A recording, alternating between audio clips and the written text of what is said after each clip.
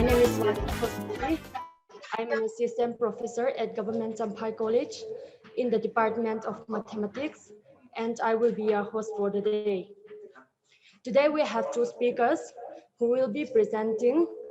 Our first speaker is Dr. Leldusang Apatwao. Dr. Leldusang Apatwao has M.Pharm and PhD from Dibrugarh University, Assam.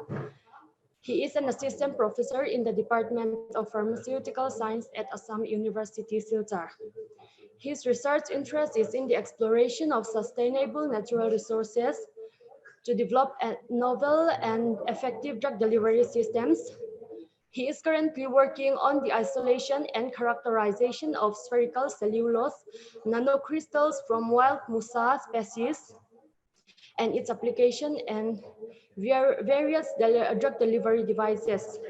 He is a widely recognized scientist and was awarded Young Scientist Award from Society of Pharmaceutical Education and Research, India, and Thai Industrial Pharmacists Association at Bangkok in 2019, and a DBT ISNM Fellowship 2017 from Department of Biotechnology, Government of India, and Indian Society of Nanomedicine, and was awarded Best Poster Award at NanoBio 2013 International Collaborative Conference organized by Anna University of Technology and University of South Florida, USA, held at Anna University of Technology, Trichy, India. He has published 25 research and review papers with total JCR or SCI impact factors 68.107 and has contributed 13 chapters in books published by Elsevier, Springer Nature, Wiley, CRC Press. He has authored and published one book in his name. Now, let me welcome Dr. Leldusang Apatwao to have his presentation. Okay, thank you very much. So let me, okay, I think my screen, my presentation will be uploaded. Okay, I think I'm sharing my screen. Okay, thank you. So today the topic of my presentation will be on nanotechnology in herbal drug delivery. So this is one part of the works that we have done in the past 1 or 2 years, and I would like to briefly talk about the works we have done, and then the importance of this delivery system in better drug administration, especially with herbal medicines. And I would like to thank, first of all, the organizers for giving me this opportunity. And I know it will be a very tough one to organize this kind of seminars, because speakers from different places, different backgrounds, but it has been done perfectly. So I would like to congratulate also the organizers for these platforms. And today we are having pre-NAC visit in our department, internal visit. So at certain point of time, there may be slight disturbance in the audio, so kindly bear with me. And to start with this topic today, let me introduce briefly about this nanotechnology. And this nanotechnology is the science and engineering and technology which are conducted at nanoscale, which is about usually the applied scales of these nanoparticles is around 1 to 100 nanometers. Even slightly larger than this has also been applied successfully. And it is basically the science of very, very small particles. And it is about the manipulations of those particles at this range, very small range, to create some useful or unique products. And technology has been applied successfully in we can say all kinds of scientific branches or scientific disciplines, not only in drug delivery. Drug delivery or pharmaceutical science is only one of the beneficiaries which is taking up this or utilizing this technology. And this nanotechnology is not a new science. It has been in use for a very long time, and its name has been given only recently. Otherwise, the basic platform has already been there for thousands of years in effect. And why peoples are interested in this nanotechnology or nanoparticles is that when this size of any particles or any materials is reduced to this nanometer range, the properties of such materials or drugs, it may be drugs or any other, their property used to be different totally. There used to be a lots of improvement, especially in drugs particles, in their ability to interact with drug receptors so that they enhance their activity, medicinal properties basically. So that is why people are very interested in this nanotechnology, and it has been quite around for some times, maybe a decades or two. This serious research has been ongoing for some times now. And let me just give you one example of how this nanotechnology has been there. Like I said, for thousands of years. We know that cigarette smokes has been one of the way people used to consume tobacco. And nicotine is the main ingredient of these cigarette smokes. And this nicotine in cigarette smokes has been administered or given out from the smokes in nanoparticle size or nanometer size range. So people have different ways of administering this kind of um, tobacco products, and these cigarettes is one of them. And this is because the particle size of nicotine has been reduced to lots of very small size, we can say. And that is why their activities or their ability to being absorbed into the blood has been increased. And even though these are not very good things to consume, these are one of example where nanotechnology is being applied in by human for a very long time, even though people may not realize that they are applying or they are doing the nanotechnology thing, or they are converting nicotine particles into nanometer size range, but they have been doing it and they have been using it for thousands of years. And even with Ayurvedic medicines, it has been shown, or it has been prepared, it had been done, these nanoparticulate particles or materials in the forms of, in Ayurvedic, they called it as bhasmas, even though I'm not very familiar with it. But they have says that these are metallic nanoparticles, which they have been in use for thousands of years. So those are the basic background that I would like to demonstrate with respect to this, the application of nanotechnology, which has been there for a long time. Okay, so why we are interested in this applying nanotechnology in herbal medicines is that there are many problems or challenges in these herbal drug medicines.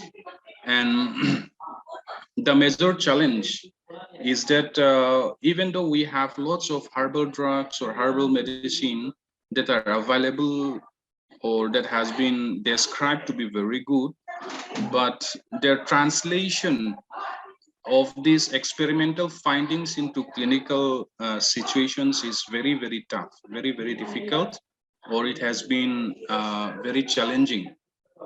And we have very often seen that these phytomedicines isolated from dietary compounds like fruits, vegetables, and spices. Um, they used to say these are very good, but in many cases they couldn't meet the expectations or the promises they used to show in experimental conditions when they are actually tested in vivo. This plant is very good, this fruit is very good for that disease. People used to talk about it, but those things, when they are actually tried to find their actual activities in experimental, scientific experimental conditions, many a times their expectations or the promises they have shown are not actually met up to that standard. So that is why there could be certain problems or issues that we could apply to help solve this kind of promises these medicinal products are showing in laboratory condition or in how people are using. For instance, that one of the um, active components of some herbal products like your tea, green teas, like this epigallocatechin tree gallate. This is known to be or shown to be able to prevent these tumors or cancer growth in cell lines in vitro or experimental conditions. And it is known to have the minimum or the effective concentrations was found to be in experimental conditions around 11 to 89 microgram per ml. So this is the concentrations that these EGCG need to have to stop the growth of tumor cells or cancer cells in vitro.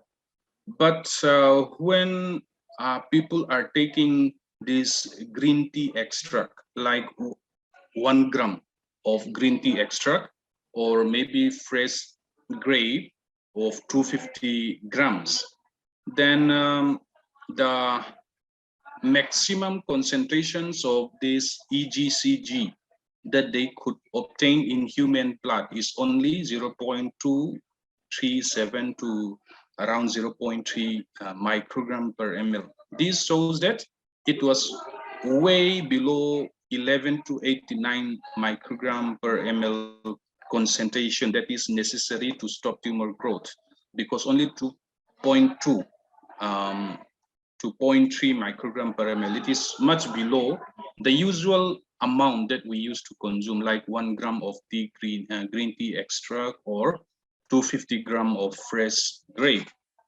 So there could be certain problems or issues why these in scientific or medical terms they called it as bioavailability. That is how much of the active drug is available in the human body whenever we take a certain amount of drug, and this shows that the bioavailability is very low when these kind of drugs or fruits are taken, because this fruit or green tea extract is the main source of this EGCG, epigallocatechin tree gallate, which is a very active, known to be very active against these tumor cell lines. But their availability from direct green tea consumption or fresh grape consumption used to be very low. So there could be certain problems that is which could be solved through certain new technology like nanotechnology.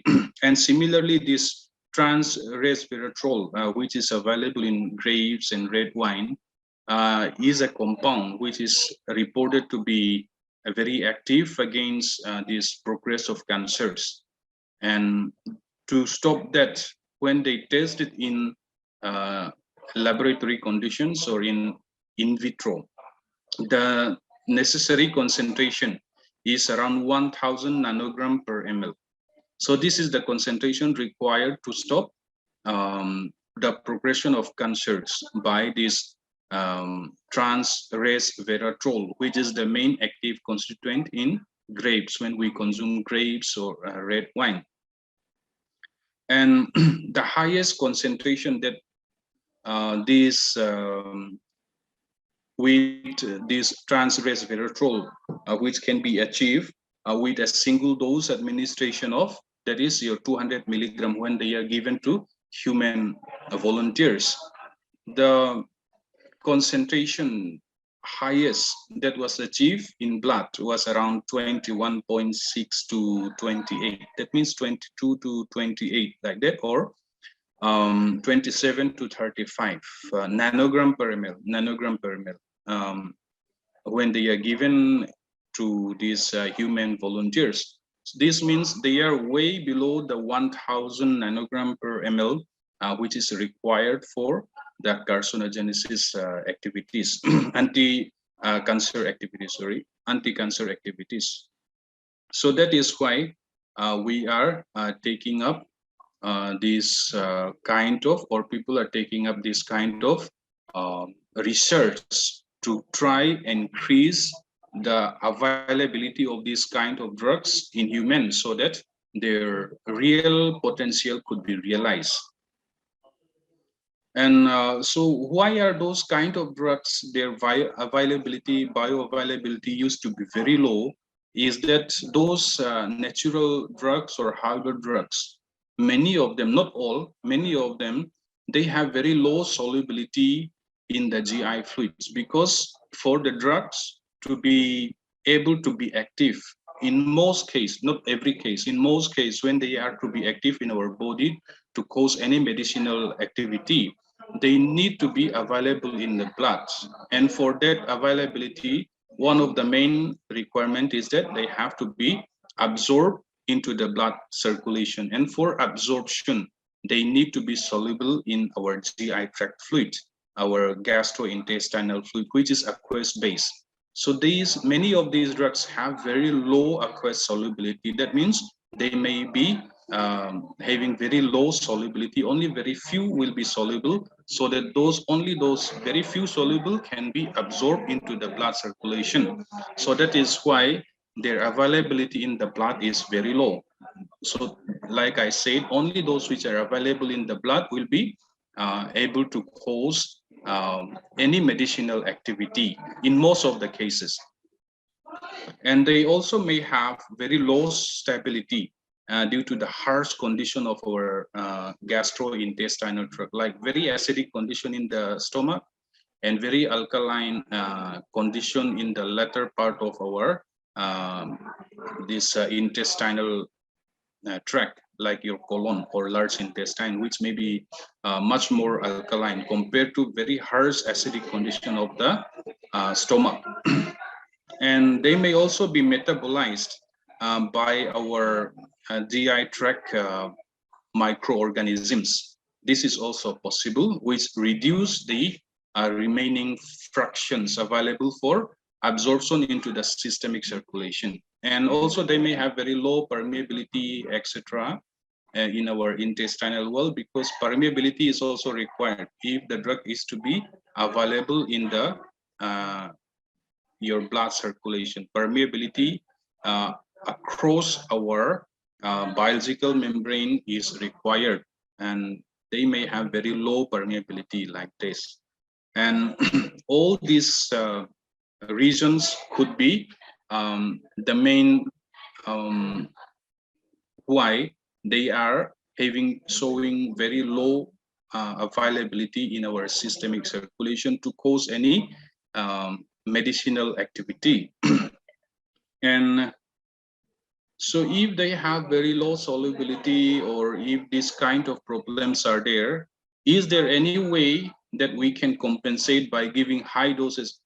Why can we consume 1 kg of grapes or like that, or can we consume 3, 4, 5 grams of green tea to compensate or just give them very high dose so that more can be absorbed.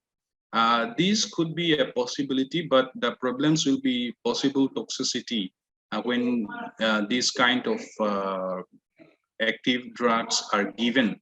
They could be very toxic at very high dose, and also the dose could be very high. You may have to consume 1 kg, 2 kg of grapes to uh, take up the required amount of those active ingredients available in the blood. You may have to take 1 kg, 2 kg of grapes, which may not be possible. Or you may have to consume 3, 4, 5 cups of green tea, which may not always be possible every time. So the objective could be giving a normal dose or maybe very low dose, but out of those very normal or very low dose, maximum availability in the blood to affect any kind of medicine activity. So that could be the objective, not increase the dose, because increasing the dose or giving very high dose could be potentially fatal, or it could be unacceptably very high size or large dose required to be given. So this is why those delivery system that we are talking about, like nanotechnology, has come into play. They could serve as a bridge between these two problems so that they solve the problems of these herbal drugs, or not only herbal drugs, any synthetic drugs also, if they have any issues in whatever we have shown before, like the solubility or stability, metabolism, first pass metabolism, etc. If they have such kind of problems, then this nanotechnology or delivery systems could solve these kinds of problems. So today I would like to briefly give our report on our works that we have done with curcumin. We know that curcumin is the active constituent of what we called as this IN in Mizo. This turmeric in English, IN in Mizo. So the active constituent of this IN or turmeric is your curcumin, which is shown to have lots of medicinal properties. So we have seen lots of studies. It is one of the most extensively studied herbal molecule or compound, this curcumin, and hardly you will find any leftover which has not yet been studied or with respect to curcumin. Almost every kinds of activities like your blood pressure control, or this anti-cancer, anti-hypertensive, your anti-inflammatory, antioxidants, all these kinds of studies have been extensively evaluated or investigated of this curcumin. And in vitro or in laboratory conditions, they have shown to be very, very good in fact. So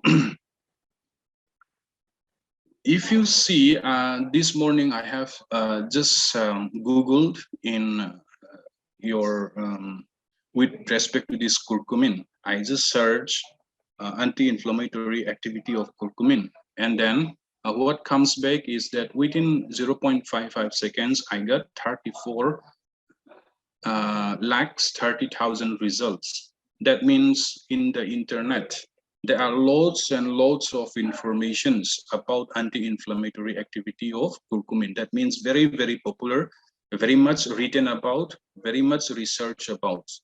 Okay, and then next I just search about anti-cancer activity of curcumin in the Google, and what comes back within a fraction of a second is that I got 22 lakhs of results, 22 lakhs 30,000 results or hits that returned within this fraction of a second. That means similarly, very much written about, very much research about.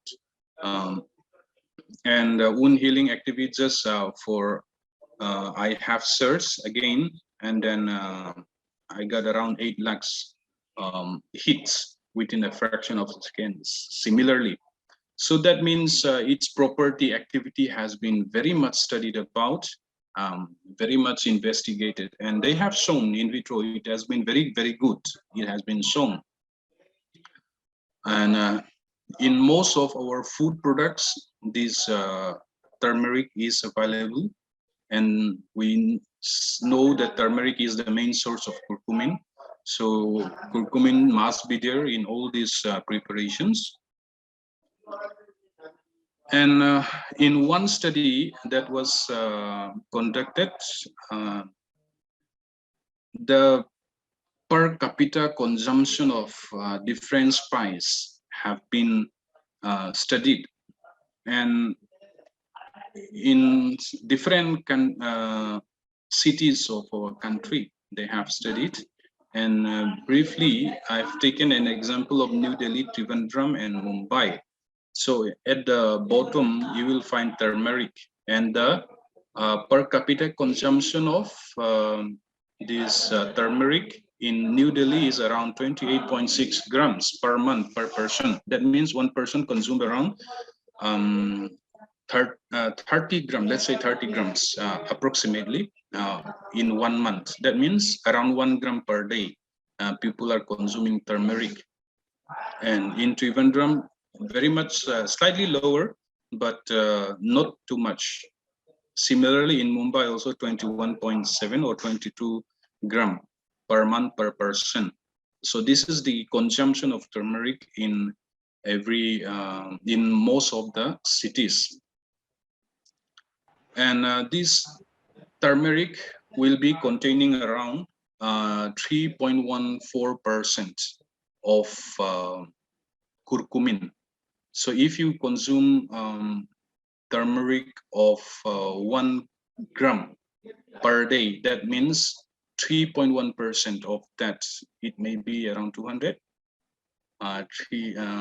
some milligram will be there of this curcumin when you consume the turmeric. So they consume actually, in summary, they consume quite a heavy amount of curcumin every day, these people who are living in these different cities in our country. Similarly, even in Mizoram and other northeastern parts also, most of us will be consuming quite a good amount of turmeric or curcumin every day. And what we have seen is that a report in 2007 that Delhi is among one of the highest cancer cases. So why I want to relate here is that we have seen that in Delhi, the daily consumption of turmeric is around 1 gram per person per day. One person consume around 1 gram per day of turmeric, and which maybe relates to around 200 milligram of curcumin per day. But and we know that curcumin is having anti-cancer properties, very much research about, and it has been shown in vitro. But still, cities like Delhi, which is consuming around 1 gram per day per person, they still have very high incidence of cancer cases. That means the curcumin, the 1 gram that they have consumed per day, may not be preventing them, or there may be certain problems with the curcumin that they have consumed, which could not prevent them from the incidence of this kind of diseases. So what could be the problems with respect to this curcumin? So studies has been already done for some time. So in 1978, a study was done, and they have given into rats certain amount of this curcumin, like 1 gram per kg of curcumin to Sprague-Dawley rats. And in the blood, there is only very few amount of curcumin that was available. That means, like I said, bioavailability of curcumin was found to be very low.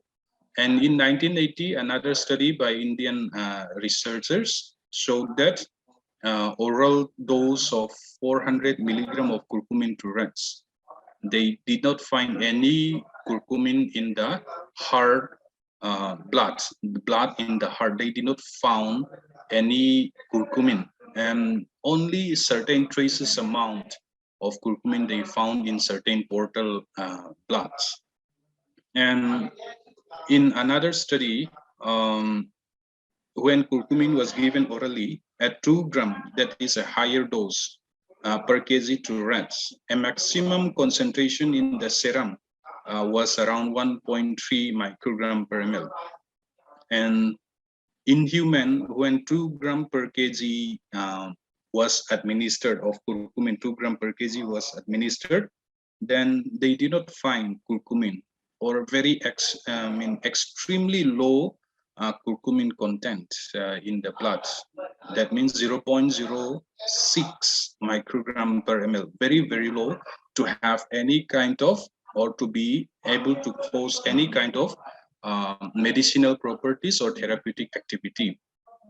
So that is the kind of problems that these herbal products are having when you actually want to study them. These kind of problems used to be there. So our the problems for this low availability of curcumins could be that they are having extremely low absorption rate, and this may restrict their availability in the blood. And this low bioavailability of curcumin is due to its poor aqueous solubility and poor dispersibility in aqueous environment and extensive first pass metabolism. So these are the main three reasons.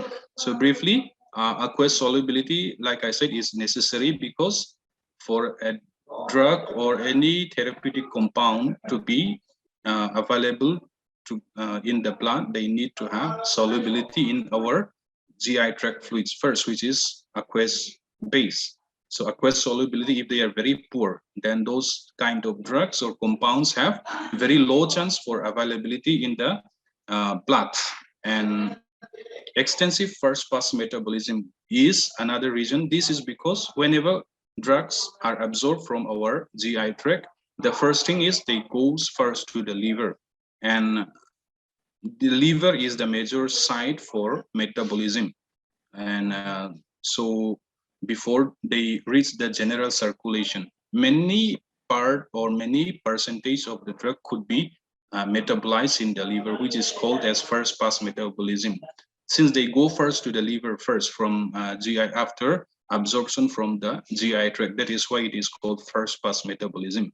And curcumin is suffering from that. Before even after they are absorbed, before they reach the general circulation of the blood, they are metabolized extensively in the liver.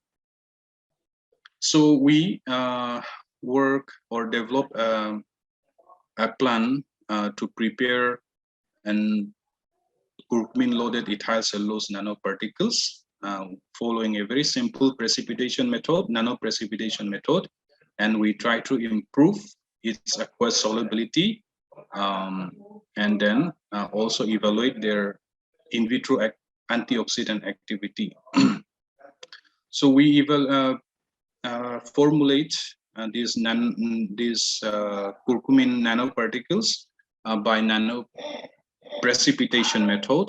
The first thing we did is we took 50 milligram of curcumin and ethyl cellulose 500 milligram, and we dissolved both of them in 25 ml of ethanol, and we mix this with an aqueous solution containing 1% to 80, and we stir with a mechanical stir at 800 RPM for 2 hours. And then we perform evaporation of the complete evaporation of ethanol using a rotary vacuum evaporator at 40 degrees Celsius. And then this was the product we got after we remove ethanol. And then once we did that, then we go for freeze drying of those nanoparticles. So this is how we have prepared a very simple method for the preparation. So this is the curcumin nanoparticles we got. So the first two,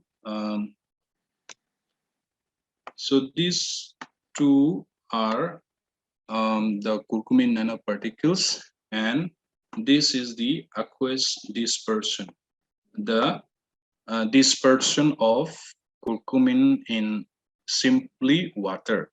So if you see that the low aqueous solubility of curcumin, if you see at the bottom, you will find that lots of curcumin deposited there, because these are insoluble curcumin which settle down at the bottom. That means when you just disperse in water, their solubility, due to their poor solubility, they will be deposited at the bottom. But if you see the nanoparticulate formulation, these two, you will find no deposits at the bottom, because they have been well dispersed within this preparation.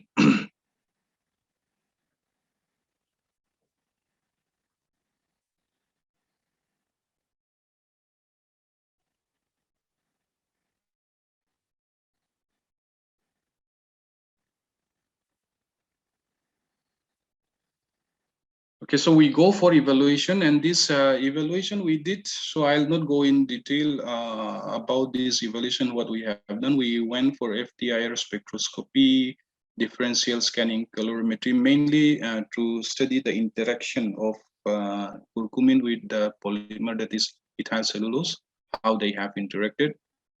Does ethyl cellulose destroy or certain problems it causes to the curcumin or not? So we evaluate this through FTIR and DSC. So we found that there is no destructions or problems caused by the polymer on the drug or the curcumin.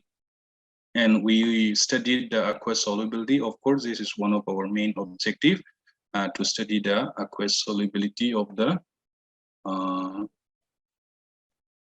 polymer, the curcumin. And then we went for encapsulation efficiency. This is only to test the efficacy or the efficiency of our preparation method.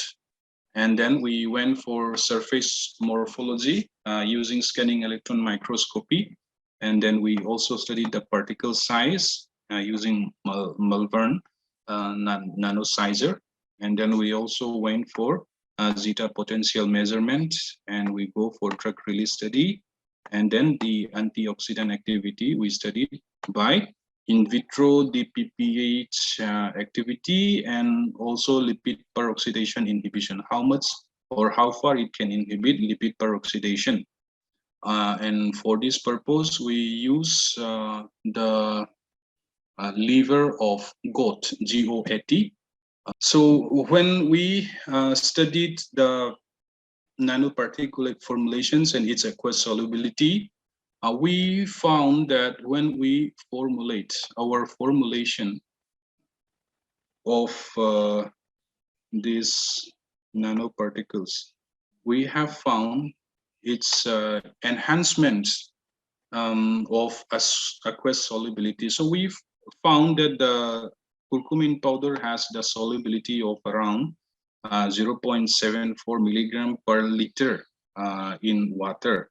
But when we prepare these nanoparticles, we found the solubility increased by at least 10 times enhancement in water we have found. And the size of the nanoparticles we have prepared were around 472 nanometers, and zeta potential which is an indicator of the stability of the nanoparticulate formulations.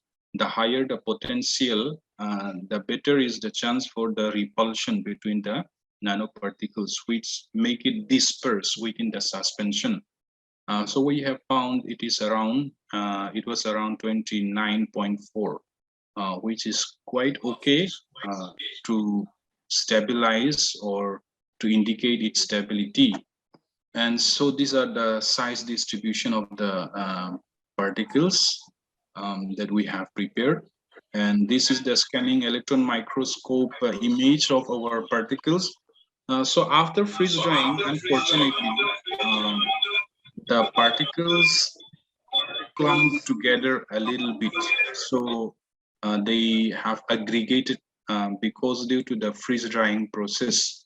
So however, we can see some of the morphology through this scanning electron microscope. And we studied the antioxidant activity in vitro. So this is the DPPH. The upper one is the DPPH scavenging activity. And this is butylated hydroxyanisole BHA, which is actually the standard we used to use for studying this antioxidant activity, BHA. It is a standard, it is a known antioxidant, very high efficiency. And the concentration or the IC50, that means the concentration required to cause this scavenging activity was around 50 microgram per ml. But with our formulation, we found to be around 23. That means the concentration required to cause to stop oxidation was around 50 microgram per ml for BHA. But the same efficiency we can achieve with only 20 microgram per ml. So 20 microgram per ml of our curcumin nanoparticles is equivalent to, we can say, 50 microgram per ml of the standard. That means our preparation was much better or much more efficient. At a very low concentration, it can cause 50% inhibition, while 50% inhibition was caused by BHA at 50 microgram per ml. So we have a very much efficient antioxidant with curcumin nanoparticles we have prepared. Similarly, with BHA, inhibition of lipid peroxidation was with our standard BHA at around 82, 81, 82 microgram per ml. We achieve inhibition. But with our curcumin nanoparticles, we can achieve only with a very low concentration, around 18 to 20 microgram per ml concentration, we can achieve the lipid peroxidation. While with our standard, we achieve at a very high requirement was a very high concentration, around 82. The same efficiency we can achieve with only 18 to 20 microgram per ml with our curcumin nanoparticles. So these curcumin nanoparticles was very efficient in causing inhibition of this oxidation. And we can say that it is at least 2 to 3 times more efficient than our standard BHA. Okay, so that is what we have seen with our preparation with respect to the this lipid peroxidation or antioxidant activity. Okay, to conclude that we have prepared these curcumin nanoparticles with a average size of around 472 nanometers. And then we follow a very simple process of nanoprecipitation, which can be easily scaled up. If you want to go for larger scale manufacturing, also it can be scaled up. And we have found, even though I have not shown it, curcumin was sustained release. That means a slow and efficient sustained release of the curcumin from these nanoparticles was there for over 12 hours. And then due to this reduced particle size, we have enhanced surface area. So reducing the particle size causes enhancement in the surface area. And as a result, these curcumin nanoparticles exhibit significant enhancement in its antioxidant activity. So that is what we have found. And this is what we have published with this paper in Current Nanoscience in 2018. It came out around 2019. And then this paper has an impact factor around 1.8 or 1.9. So that is all I have to present for today. So thank you for your patience. I hope I am able to convey certain informations to you. Okay, thank you so much. Thank you, Dr. Ladusang Apatsua, for your wonderful presentation. There is one question. I shall read out for our speaker so he can clarify your queries. Is there any side effect if curcumin is taken excess? One of the major cause of cancer. Similarly with guava or pan, these are all natural products. Areca nut guava, it is purely natural products. Betel nut leaf, panna is purely natural products. But if you consume in excess, these are all contributor to different kinds of problems. So natural products are not necessarily safe. That is, I would like to add to what the question was asking. Industrial processing, I do not think that it will remove the curcumin. Because what we have seen with some of my friends, they have done determination of curcumin from these different places of Mizoram, like Rayek, or their percentage was quite high, which is around 3%. More than some places, they have got more than 3%, which is higher than the usual curcumin content of turmeric found in other places. So at least for what local producers, especially in Mizoram, what they are following in preparing turmeric, I think it does not reduce the curcumin content. And with respect to the industrial or the larger industry, Our speaker, Dr. Ladusang Apatsua. With that, we shall now end our first session, and we will be right back with our second session. okay, thank you so much.